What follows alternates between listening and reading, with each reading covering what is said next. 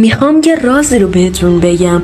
آیا میدونستید که خدمت شهرستان کوار به زمان هخامنشیان میرسد و در فارسنامه ابن بلخی از قباد ساسانی به عنوان بانی این شهر یاد شده است. در ابتدا نام این شهر کواد بود که از قباد گرفته شده بود و در گذر زمان به دلیل آب و هوای خوب و زمین حاصلخیز به کوار به معنی سبدی پر از میوه معروف شد که بیشینه‌ای بیش از 700 سال دارد. شهرستان کوار معروف به دشت خودروی گیاه گندانا و در زمان ساسانیان پادگان نظامی سپاه ساسانی بوده است. شهرستان کوار از شمال با شیراز، از غرب با فیروزآباد، از جنوب با جهرم، از شرق با سروستان همسایه است. آب و هوای این شهرستان معتدل مدیترانه‌ای است.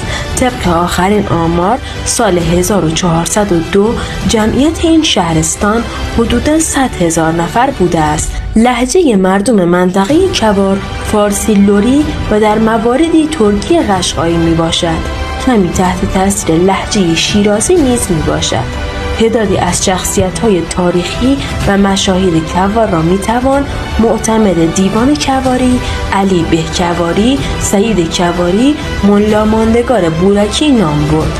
همچنین حدود 500 شهید از این شهرستان برای آسایش حال شما شهید شدند.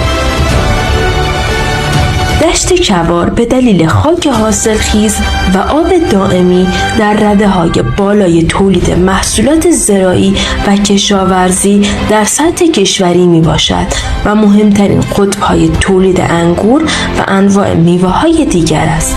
کوار از مراکز عمده تولید شیر و گوشت کشور می باشد. وجود 3 کارخانه لبنیاتی و صدها گاوداری بزرگ و کوچک، صنعتی و سنتی گواه این مدعا می باشد. وجود بیش از 10,000 کامیون در این شهرستان نشان دهنده سهم بزرگ این شهرستان در حمل و نقل جاده‌ای در کشور می باشد. با احداث بزرگترین کارخانه فولاد بخش خصوصی کشور در کوار، این شهرستان به یکی از قطب‌های تولید فولاد بدل گشته است. ذوب‌آهن پاسارگارد از طرح‌های اقتصادی این شهرستان است و با همکاری شرکت‌هایی از اتریش، ایتالیا، ژاپن، آلمان احداث آن تکمیل شده.